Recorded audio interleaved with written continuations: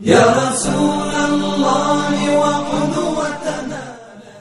السلام علیکم و رحمت الله و برکاته. سوال 11 چنین بود: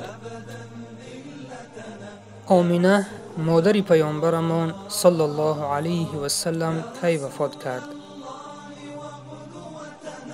هنگامی که پیامبرمان صلی الله علیه و سلم به سن 6 سالگی می رسند، مادرشان وفات می کنند. مادر پیامبر صلی الله علیه و سلم با همراهی بابای پیامبر عبدالمطلب و کنیز خود ایمن به سوی مدینه به دیدار خویشاوندان خود رفتند و در وقت بازگشت از مدینه به سوی مکه در راه بیمار می شوند و در موقع الابوه وفات می کنند و همانجا دفن می شوند. بعد از وفات مادر، پیامبر خدا صلی الله علیه و سلم خیلی غمگین بودند و چون تولد شدند پدری خود را ندیدند و در سن 6 سالگی از مادر هم محروم شدند.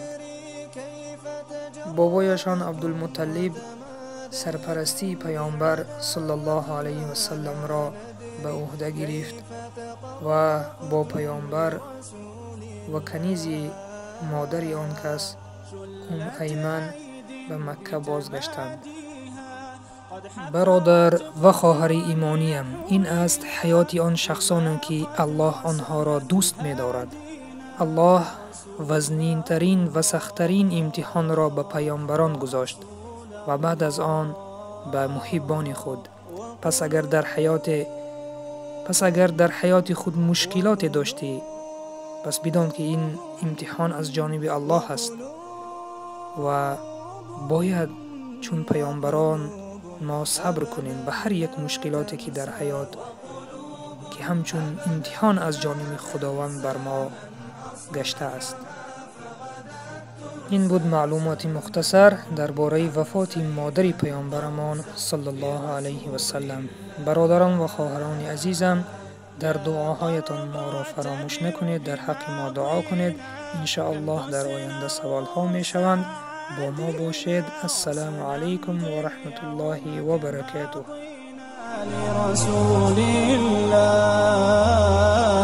لرسول الله يا غرب سيسطعكم نور قد أشرق فوق روابينا، لن يبقى الإسلام سجينا يا رسول الله، يا رسول الله.